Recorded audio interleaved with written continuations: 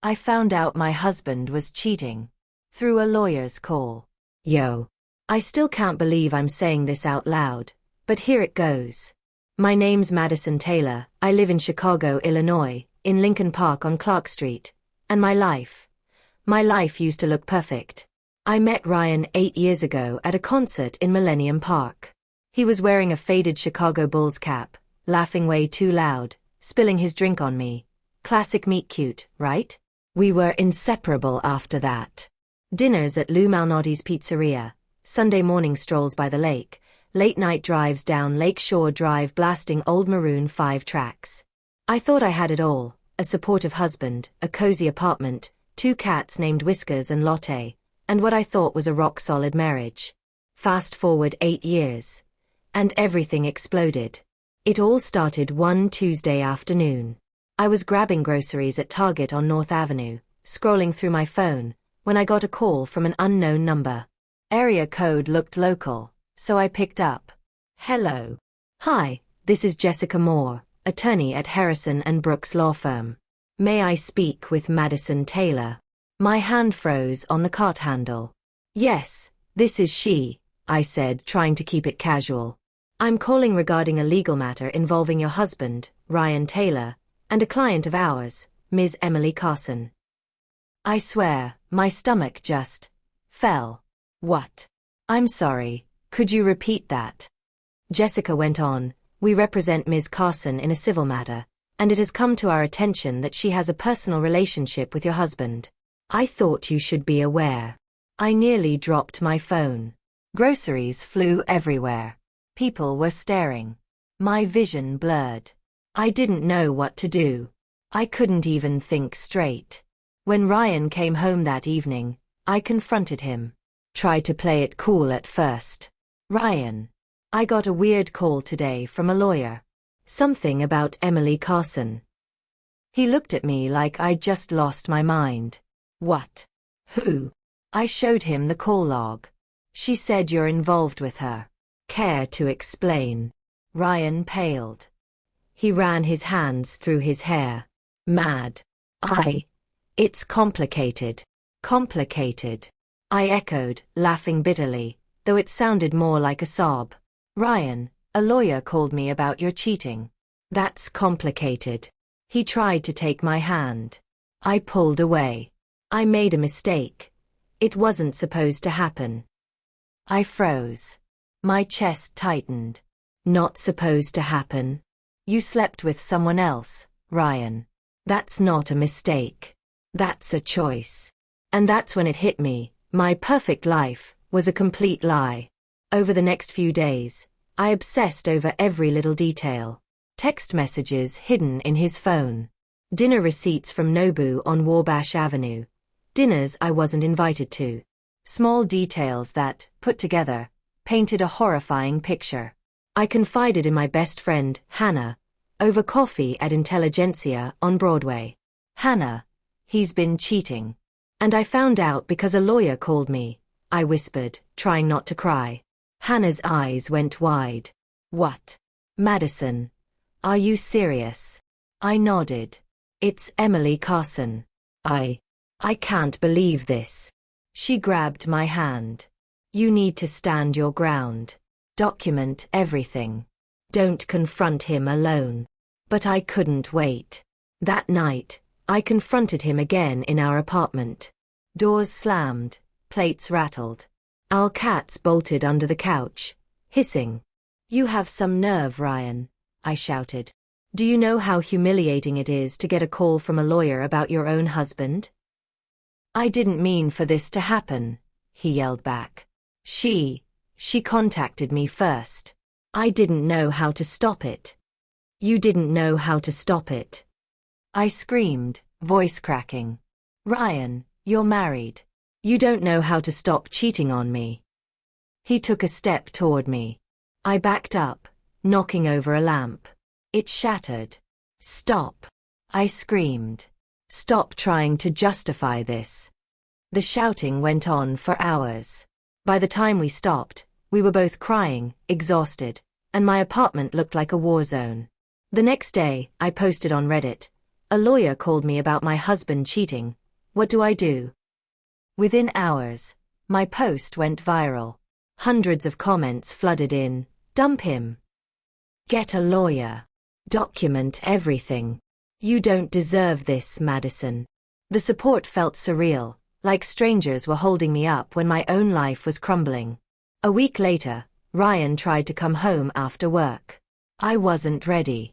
I opened the door and froze. His eyes were bloodshot, hands trembling. Madison. I want to talk, he said.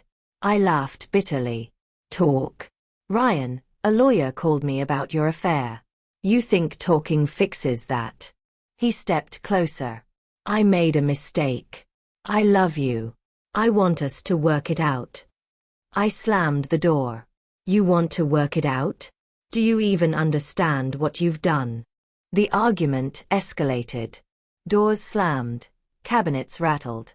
Our neighbors from Clark Street called the cops. Sirens wailed outside. Lights from patrol cars flashed through our blinds. 2 officers came upstairs. Ma'am, sir, we received a noise complaint, one said. I just pointed at Ryan. He's the one who... He jumped in, shouting. She's overreacting. I'm being ambushed. The officers gave us stern looks. Both of you need to calm down. This needs to end tonight. We were left in silence. Just me, Ryan, and the wreckage of our living room. After that, I realized the situation had gone beyond just betrayal. It was dangerous. Emotionally, mentally, even physically. I filed for a temporary restraining order. Reddit continued buzzing with updates. People were commenting, Madison, you're a hero for standing up. Don't let him manipulate you. Document everything for the divorce. I found myself reading and rereading their words, drawing strength from stranger support. A week later, things took another twist.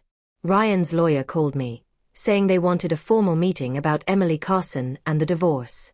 I walked into Harrison and Brooks' office downtown. Ryan was there, sweating, looking desperate. His lawyer, Margaret Fields, a no-nonsense woman in her 40s, said, Ryan, you need to be honest about everything. Madison, you'll hear it here, but we need to keep this professional. Ryan looked at me, eyes wide, voice shaking. I didn't want it to get this far. I want to fix it. Margaret leaned forward. Honesty only. No lies. No excuses. Do you understand? He nodded, but his face told the truth. He had no clue how to repair the damage. I looked at him and whispered, Some things you can't fix, Ryan. But you could have chosen to love me. That's all I ever wanted. He didn't answer. The morning after Ryan tried to talk things out, I woke up with this hollow pit in my stomach that refused to go away. Every little sound in the apartment made my heart race. The fridge humming, the radiator clicking, even the cats scuttling across the floor. I kept replaying the lawyer's call in my head. Jessica Moore, calm, professional, dropping the bomb. Your husband is cheating with Emily Carson. I couldn't breathe. I couldn't eat. I couldn't work. At Unabridged Books, I scanned titles through a fog of rage and heartbreak. Every time my phone buzzed, I flinched. And sure enough, Ryan was blowing up my texts, leaving voicemails I couldn't bear to listen to. By Wednesday, I snapped. I couldn't hide from him anymore.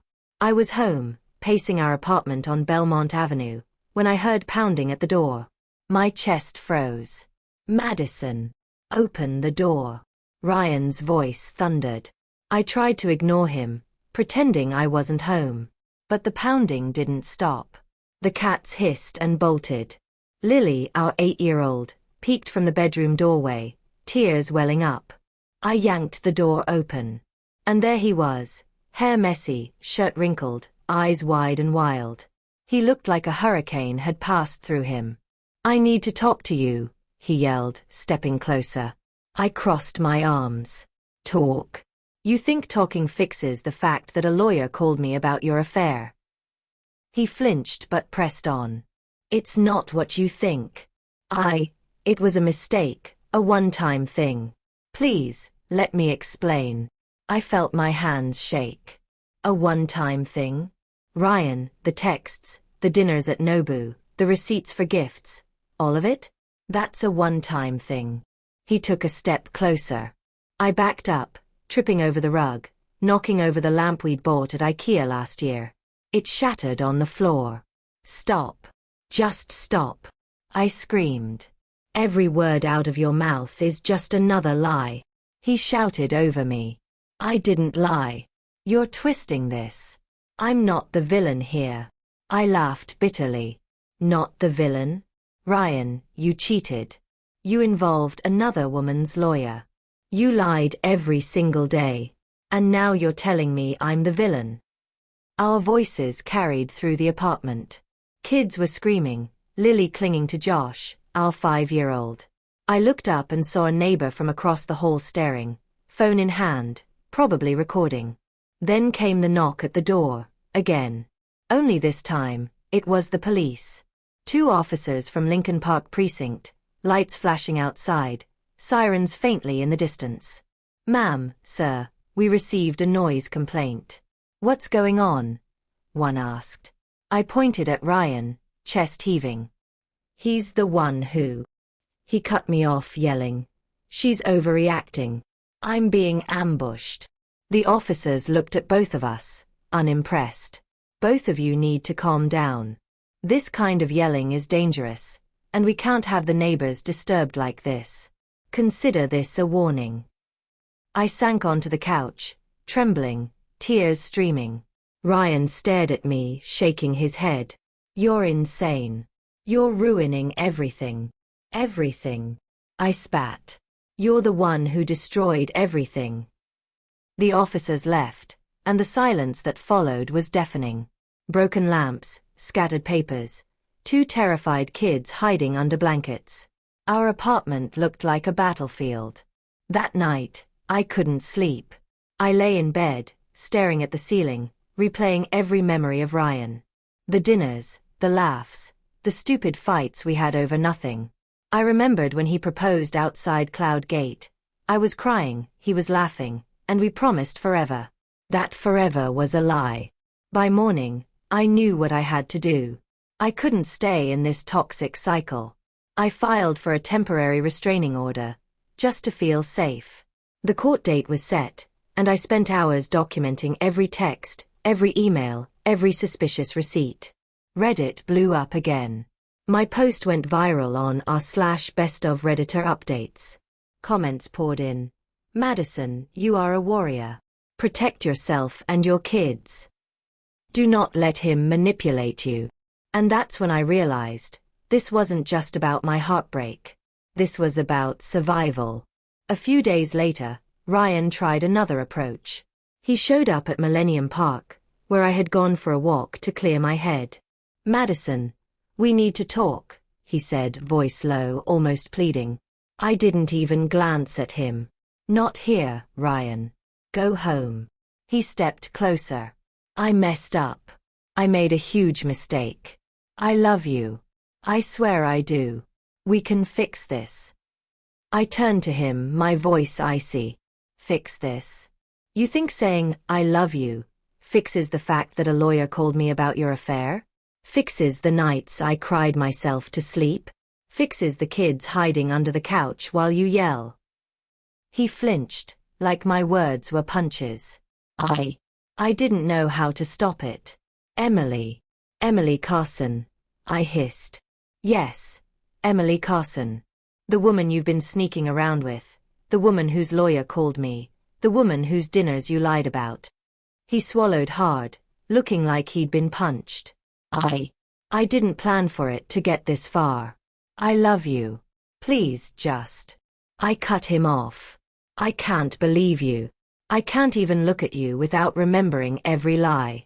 You're gone, Ryan. The man I married? He's gone.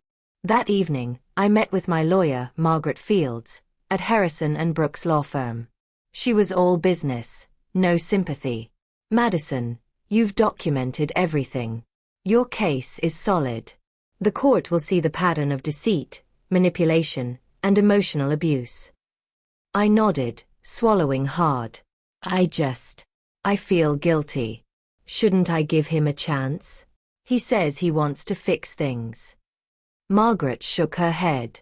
Madison, a cheater who lies repeatedly doesn't deserve a second chance. Protect yourself and your kids. That's priority number one. Her words stung, but I knew she was right. Ryan didn't give up. He tried calling me, texting, even showing up at my workplace at Unabridged Books, saying, "Madison, please, just listen to me." I blocked him.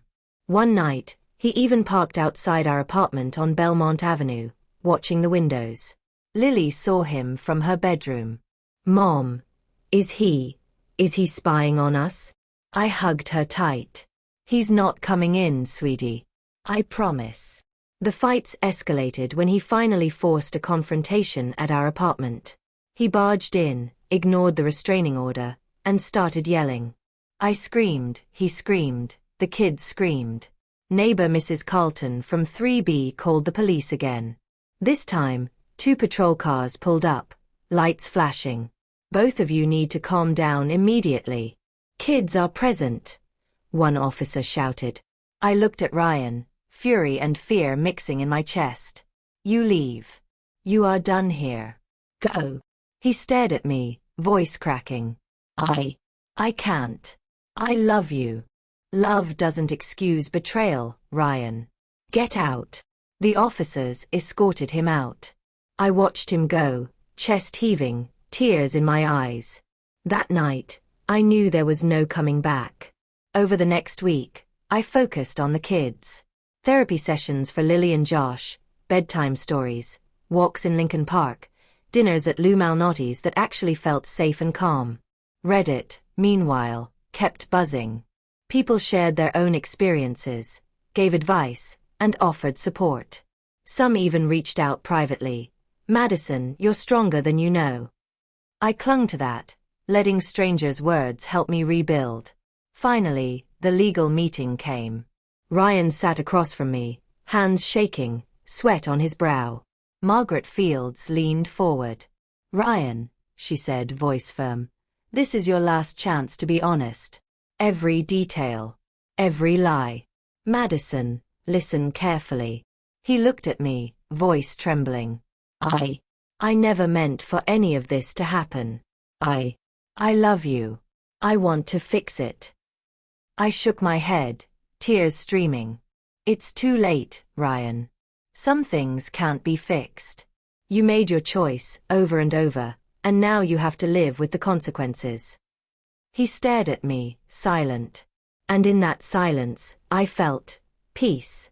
By the time I left the office, I knew the marriage was over. I blocked his number, filed for divorce, and focused on rebuilding. I took the kids to Millennium Park, let them feed the ducks, bought ice cream at Ghirardelli, and for the first time in weeks, laughed. I know this story is intense. I know it's raw. But that's life. That's betrayal. That's love gone wrong. And I wanted to share it because maybe someone else out there is going through the same thing, and maybe they need to know they're not alone. A few days after the last confrontation, the reality really hit me. Ryan wasn't coming back. The man I had loved, trusted, and built a life with was gone. Not physically, but in every way that mattered. The court date arrived. I took Lily and Josh with me, just to show them that even in chaos, we could find safety. We sat in the gallery, me clutching my lawyer, Margaret Fields, while Ryan fidgeted across the courtroom. He looked nervous, guilty, and small. The bravado he carried at home was gone. "Your Honor," Margaret began, presenting the evidence. Texts, receipts, dates of dinners, the lawyer's call, his repeated attempts to manipulate Madison. Every lie Ryan had told, every time he tried to spin the truth, was laid bare. Ryan's face went pale. He opened his mouth to speak, but I could see it. He had nothing left. No excuse, no manipulation, no charm. The judge looked at him sternly. "Mr. Taylor, you've admitted to repeated infidelity. The court takes this seriously. Your wife and children's welfare is the priority." It was over. Legally. Emotionally. Mentally. The divorce was finalized weeks later, custody arrangements set, financials sorted. But the emotional journey. That took longer. Back at the apartment on Belmont Avenue, the first night without Ryan was quiet. Too quiet. The kids were asleep, the cats curled on the couch. I sat with a glass of wine, staring out at the city lights reflecting on Lake Michigan. The silence was heavy, but for the first time, it didn't feel suffocating. I thought about the fights, the police, the shattered lamps, the lawyer calls, the Reddit comments, every moment that had felt like my life was ending. And somehow, I had survived. Somehow, I had reclaimed control. Ryan did try one last time. He sent a text, "Madison, please, I can explain everything. I love you. Give me one more chance." I stared at my phone. My finger hovered over reply, but I didn't. Instead, I blocked his number. I didn't need him. I didn't need the lies anymore. Instead, I focused on me. On my kids. On building a life where honesty, trust, and safety came first. Lily hugged me tightly one morning, whispering, "Mom, I'm glad you're not crying anymore." I held her, feeling the weight lift a little. Me too, sweetheart. Me too. Evenings became walks in Lincoln Park, ice cream at Ghirardelli, spontaneous trips downtown to see the lights. I started journaling again, writing everything out. Anger, heartbreak, confusion, hope. I even started sharing some of my story online, not for revenge or attention, but to help others navigate the messiness of betrayal and heartbreak. Reddit, Twitter, even Instagram DMs, people were reaching out. "Your story gave me courage. I was going through the same thing. Thank you for sharing." I never thought I could leave him, but now I see it's possible. And that's when I realized something important. My voice mattered. My story mattered. My life, without Ryan, mattered. A few months later, I signed the final divorce papers. Ryan showed up, not yelling, not pleading, just standing there, quiet, defeated. "Madison," he said softly. I looked at him, calm, unshakable. "Goodbye, Ryan. Take care of yourself." And that was it. No tears, no screaming, no fights. Just closure. Now, life isn't perfect. Some nights I lie awake thinking about what could have been. Some days I miss the good memories. But most of the time I feel free. Free to love myself, free to raise my kids without fear, free to move forward. I've rebuilt my life. I've reconnected with friends. I've laughed more in the last few months than I have in years. And I know, no matter what, I survived one of the hardest things anyone could go through. Betrayal by the person you trusted the most. So that's my story. Raw, messy, painful, but also powerful. I wanted to share it because maybe, just maybe, someone out there feels trapped, alone, or hopeless, and they need to hear that leaving a toxic relationship, reclaiming your life, and choosing yourself is possible. Thank you for listening to my story till the very end. I really need your advice. What would you do if you were in my shoes? Would you forgive him? Would you cut him out completely? Drop your thoughts in the comments below. I'm really curious to hear what you think. And if you want more real-life drama, emotional stories, and jaw-dropping life events, make sure to hit that subscribe button and turn on notifications, so you don't miss any of our next chapters here on Next Chapter Life Stories. Remember, life is messy, people lie, and love can hurt. But you can survive.